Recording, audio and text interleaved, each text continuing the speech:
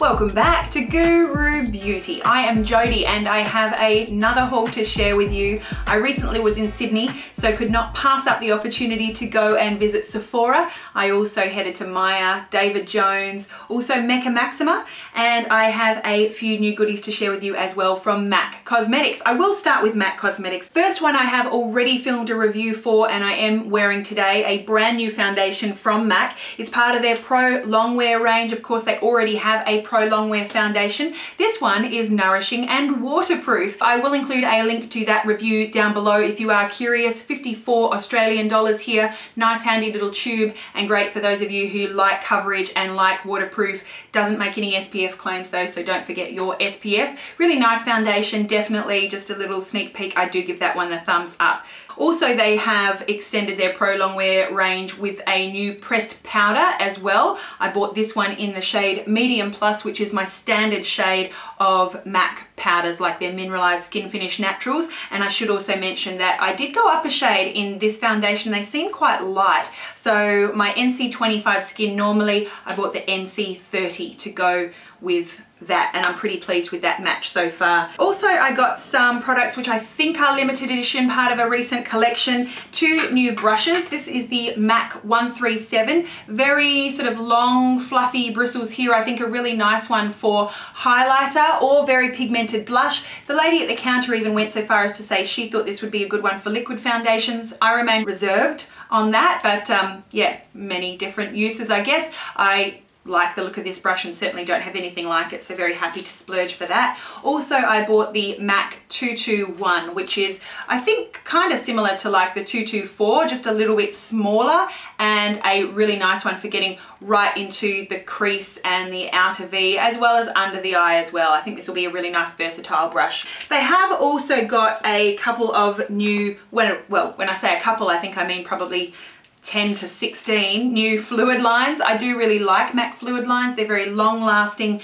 not only for lining the eyes, also in the waterline and tight line area, but also as a color base. They've got some beautiful shades out, and I purchased the shade Siahi, if that's how you pronounce it. This is kind of a tealish looking blue, and also this one called Looking Good. And I don't want you to get too excited. This is like a sort of mahogany burgundy type shade. It doesn't have that sort of color base. As you blend it, that sort of redness disappears. It's more like just sort of a red glitter suspended in more of like a, almost like a black or gray toned type product. So this is not intensely pigmented in the shade that you think it's going to be. I have worn it in my waterline today. I've also lined my eyes with it, under and upper lash lines, but you do need to build it up if you want to keep that sort of burgundy shade. And they've also released, these have been out in America for a while, but these brand new, they call them Eyeshadow ×9 palettes. And the really important point I want to make is that these pans are definitely smaller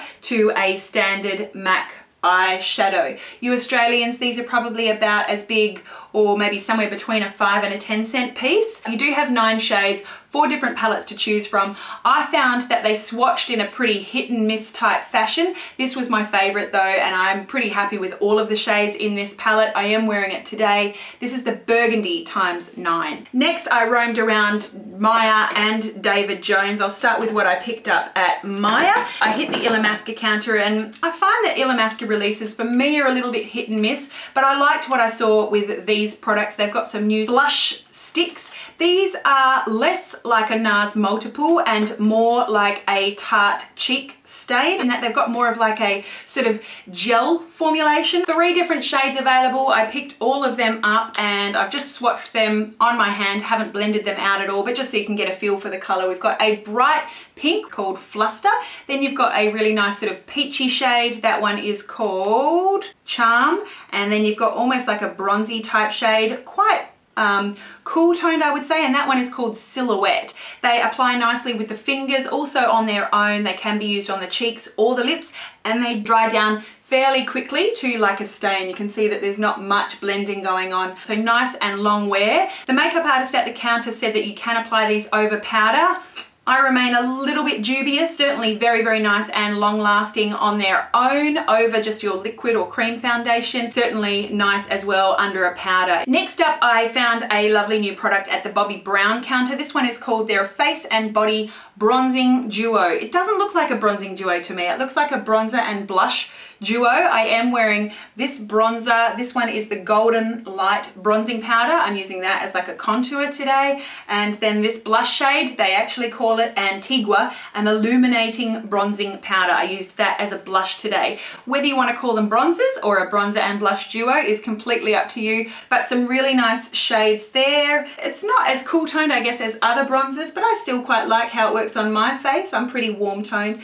And then that pink is just a lovely, nice, fresh pink shade. You've got a lot of product here in this duo as well. So while Bobbi Brown Australia doesn't provide much in the way of decent value, I will go so far as to say they're one of the biggest culprit of price discrimination here in Australia. Sorry, Bobbi, it's true. You are still getting quite a bit of product in this duo. And I think, you know, if you compare it with the normal price of just a standard bronzer, you are getting more value from this duo than you would otherwise get. Next up, I went to Sephora and I bumped into one of my favorite Australian Irish YouTubers, Sharon Farrell, my friend. It was lovely to bump into you, Sharon, and of course, where else would we bump into each other in Sydney but in Sephora? A couple of items I picked up from Sephora, very difficult to get here in Perth. First up, from Becca, I like a full coverage foundation, one that doesn't make me look too flat and that lasts throughout the day. I've heard much about this one lately. It's the Becca Ultimate Coverage Complexion Cream.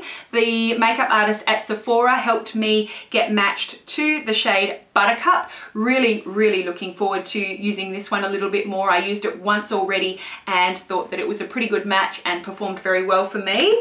I also picked up the Becca Shadow and Light Bronze / Contour Perfector. A really nice combination, I guess, of a darker, cooler toned bronze and a lighter, slightly more shimmery type bronze. This is how it swatches on my skin. Some really nice shades to play with. They really don't have too much shimmer in them. I think you could use that as a contour or an all over bronzer, either individually or mixed in. So I do love my Becca products. I think they're almost one of those brands that are Australian, but we often get releases much, much later than overseas, particularly in America. Yeah, it's a bit strange. They don't seem like an Australian brand anymore, but that's beside the point.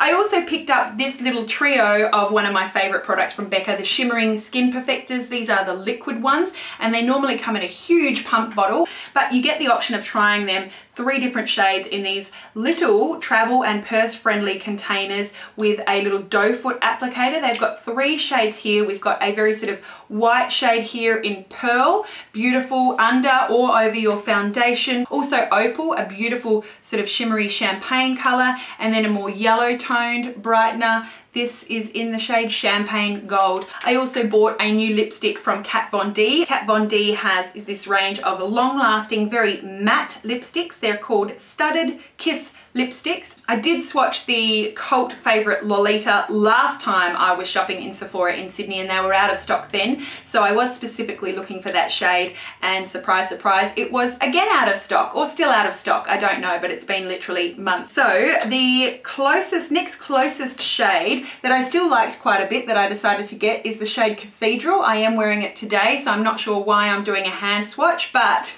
these are long lasting, very matte. I don't find them drying on my lips. Really nice shade there in Cathedral. I really do like that, but if you don't like drier feeling lipsticks, I don't think you'll like this. Whew, I've been talking a lot. I'm almost at the end though. I will finish out with some new products that I purchased from Mecca Maxima in Sydney, and they've released a new range of lipsticks. I think there's quite a few different shades to choose from. These are the Clinique Pop Lip Color and Primer. They have quite a few different shades available. These retail for something ridiculous like $40 here in Australia. I've heard very, very good things about them. These are very, very pigmented. They go on nice and opaque, very creamy with just one swipe. And the idea is that they've got a primer in them, so they are very long lasting, yet somehow mysterious obviously remaining, you know, nice and creamy and comfortable on the lips. I'll show you the 4 shades I bought, but before I do, I will just share with you the packaging. You've got nice sort of metallic type packaging with the color of the lipstick on half of it, which is really nice to store,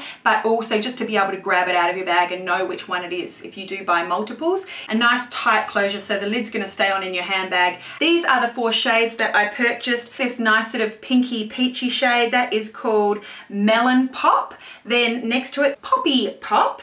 And then we've got more of like a nudie shade there. They've got quite a few different nudes, which I love in a lipstick range. That one is called Nude Pop, you guessed it, no surprises there. And then that final one is number 13, Love Pop. A really nice combination of shades there that I'm really looking forward to wearing a little bit more. Look out, I'll probably be posting swatches or looks with these on Instagram, so certainly stay tuned there.